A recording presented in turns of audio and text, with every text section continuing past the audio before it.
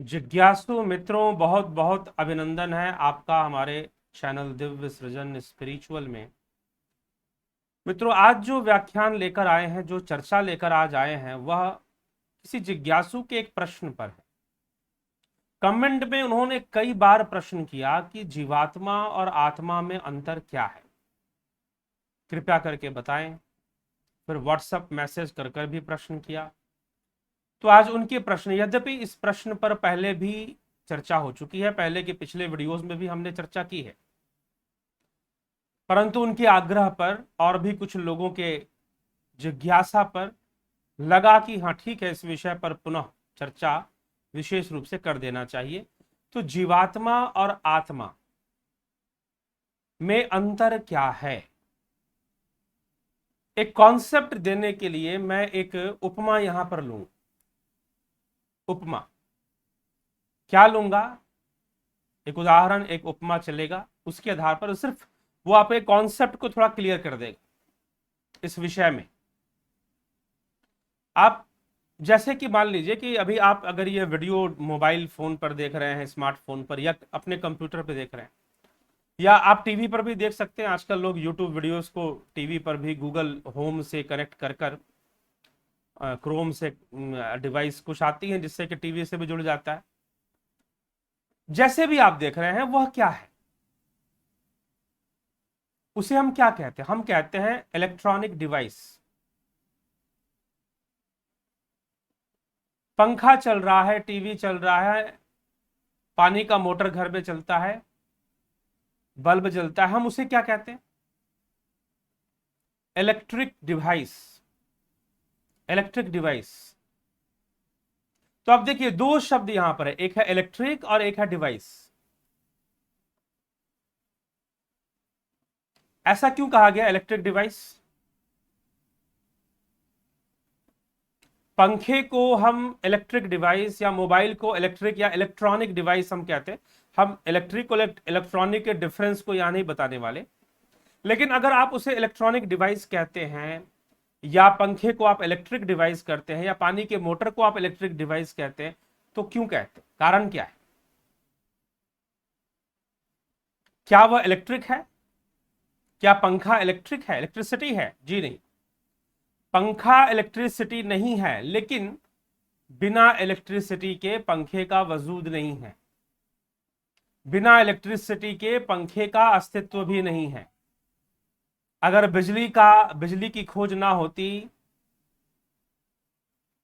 या उसका आविष्कार उस ढंग से ना होता, जैसे कि थर्मल पावर, जैसे बिजली तो प्राकृतिक चीज है, लेकिन उसका प्रयोग हमने थर्मल पावर और हाइडल पावर प्लांट्स लगाकर हमने करना शुरू किया। बिजली तो पहले से ही नेचर में है, हमने उसे प्रयोग में लाना शुरू किया, अपने कंट्रोल में लाकर। अब उससे जो भी उपकरण चलते हैं उसे हम इलेक्ट्रिक डिवाइस कहते हैं, या इलेक्ट्रॉनिक डिवाइस हम उनको कहते हैं। तो पंखा इलेक्ट्रिसिटी नहीं है, लेकिन फिर भी उसे इलेक्ट्रिक डिवाइस कहा जा रहा है। बल्ब भी एक इलेक्ट्रिक डिवाइस है, पंखा भी एक इलेक्ट्रिक डिवाइस है, पानी का मोटर भी एक इलेक्ट्रिक डिवाइस है, और बहुत सारे आपके घर में इलेक्ट्रिक डिवाइस और इलेक्ट्रॉनिक डिवाइस हुआ करते हैं। तो वो डिवाइस है ना, वो इलेक्ट्रॉनिक थोड़ी ना, वो इलेक्ट्रिक थोड़ी ना है, लेकिन उनके साथ ये वर्ड जुड़ रहा है, इलेक्ट्रिक। क्यों जुड़ रहा है? क्योंकि बिना इलेक्ट्रिसिटी के, बिना बिजली के उनका अस्तित्व नहीं है, उनका चलना संभव नहीं है। अगर कुछ खराब होगा तो वो डिवाइस ही खराब होंगे, बिजली थोड़ी ना खराब हो जाएगी, वो तो वैसे ही रहेगी। अब आप समझिए आत्मा क्या है और जीवात्मा क्या है। आत्मा ही वह सकाश है, आत्मा ही सर्वव्यापी सत्ता है। उसी का प्रयोग करते हुए, उसी के सकाश से, उसी के शक्ति से, कह लीजिए अनइंटेंशनल शक्ति उसका, जैसे कि बिजली का कोई इंटेंशन नहीं है कि पंखा घूमने लगे।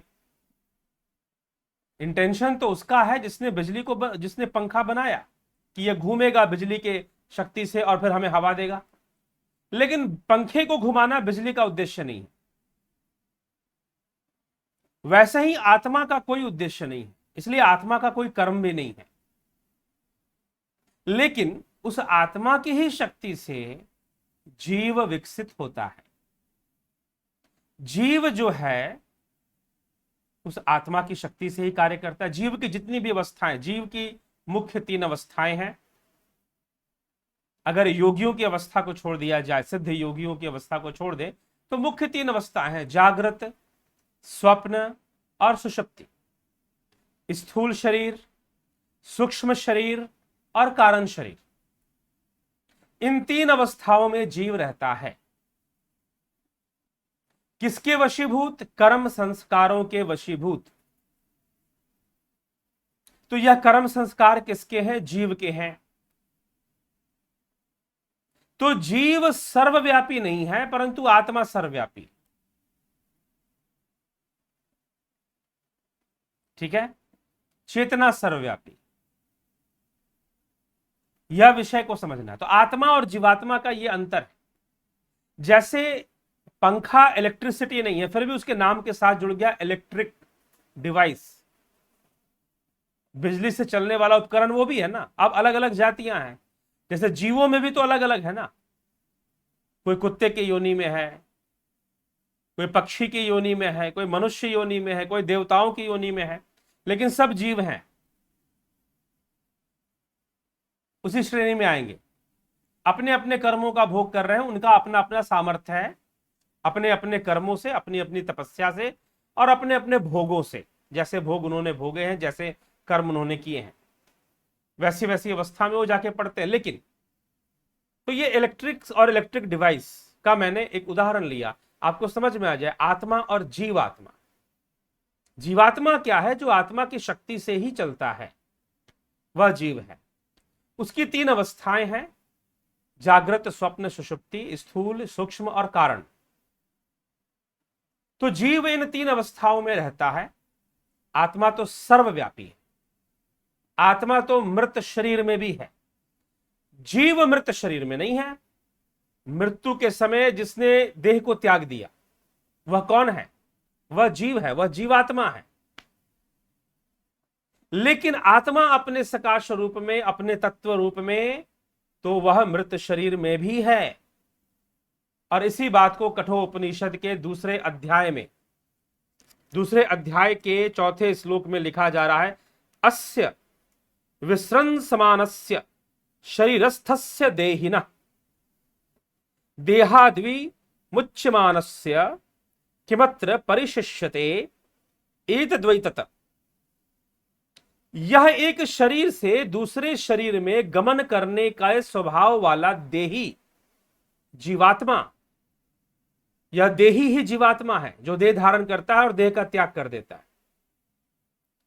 यह देही, यही जीवात्मा जब इस वर्तमान शरीर से निकलकर चला जाता है, देखिए कितना सुंदर यहां पर स्पष्ट रूप से लिखा गया है कि देहाद्विमुच्यमानस्य किमत्र परिशिष्यते, कि देह के त्याग के बाद वह कौन है जो मृत शरीर में रहता है।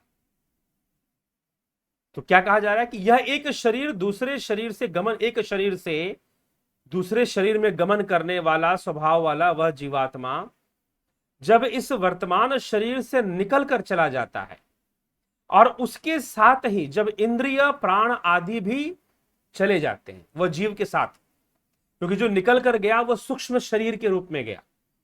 तो सूक्ष्म शरीर में इंद्रियां भी हैं, प्राण भी हैं, पंच प्राण भी हैं, पंच इंद्रियां भी हैं, कर्म इंद्रियां, ज्ञान इंद्रियां, सब जीव के साथ होती हैं।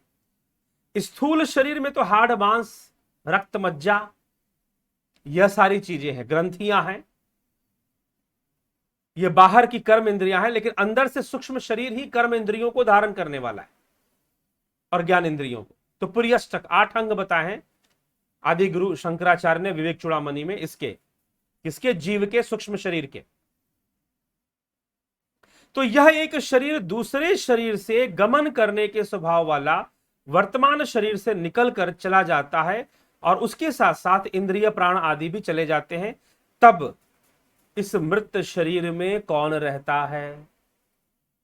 क्या बचा रहता है? तो बताया जा रहा है कि देखने में तो कुछ भी नहीं रहता, पर वह आत्मा जो सदा सर्वदा समान भाव से सर्वत्र परिपूर्ण है, जो चेतन जीव तथा जड़ प्रकृति सभी में सदा ही व्याप्त है, वह उस मृत शरीर में भी रहता है। तो आत्मा और जीवात्मा में फर्क क्या, कि जब मृत्यु होती है तो जीवात्मा देह का त्याग करता है, आत्मा नहीं करता, क्योंकि वह सदा समान रूप से सर्वव्यापी तत्व है, इसीलिए उसका वास्तव मृत शरीर में भी। तो आत्मा परम तत्व है, इसलिए अयम आत्मा ब्रह्म, आत्मा को ब्रह्म कहा गया, आत्मा को परमात्मा ही कहा गया। परमात्मा तो एक उपमा है, एक उपाधि मात्र है, जैसे मित्र को परम मित्र भी कहते हैं कुछ लोग। तो सर्वव्यापी रूप में वह आत्मा ही परमात्मा है। तो इसीलिए आत्मा और जीवात्मा में यही अंतर है। जीवात्मा देही है, देह को धारण करने वाला, कर्म संस्कारों को धारण करने वाला, कर्मों का फल भोगने वाला, वही जीव है। ठीक है, तो इसको समझ लेना। तो मुझे लगता है कि इतना पर्याप्त है जीवात्मा और आत्मा के भेद को समझने के लिए। पहले भी कई, अगर आप पिछले जिन लोगों ने प्रश्न किया या पीछे के कई वीडियोस देखे, उनमें भी चर्चा है। कभी आप जाएं हमारे चैनल पर, और वीडियोस जो चैनल पर जब चले जाएंगे आप, तो वीडियोस पर आप क्लिक करेंगे, टच करेंगे, तो सारे वीडियोस खुलकर उसमें आते हैं। आप कभी उनको भी देखें, उन वीडियोस को भी देखिए आप। उसमें कई वीडियोस में गीता की व्याख्या में भी, श्रीमद् भगवद गीता की चर्चा में भी, उपनिषदों की चर्चा में कई बार संक्षेप में कई विषय लाकर, शायद ना हुआ हो, आज हम ये विषय लेकर ही आ गए, लेकिन अंदर में कई बार ऐसी बातों को बताया गया है, जीवात्मा आत्मा के विषय में बताया गया। तो यह जीवात्मा ही जीव है, जीवात्मा ही देही है, उसे देही भी कहा गया, जीवात्मा भी कहा गया। तो ये जीवात्मा आत्मा का भेद, सबसे बड़ा भेद तो यही कि देह त्यागता है जीवात्मा, आत्मा नहीं त्यागता। ठीक है, तो पर्याप्त है इसको समझने के लिए। इसी के साथ विराम देते हैं मित्रों अभी इस व्याख्यान को। बहुत बहुत आभार आप सभी का, जुड़े रहें, बने रहें। अगर आपको इस चैनल की गुणवत्ता या इस चैनल की जो मैटर है, जो भी व्याख्यान यहां दिए जाते हैं, अगर आपको श्रेष्ठ लगते हैं तो निश्चय ही आप इसको शेयर भी कर दिया करें, दूसरों लोगों तक भी पहुंचा दिया करें। ठीक है, तो चलिए इसी के साथ विराम देते हैं। बहुत बहुत आभार आप सभी का।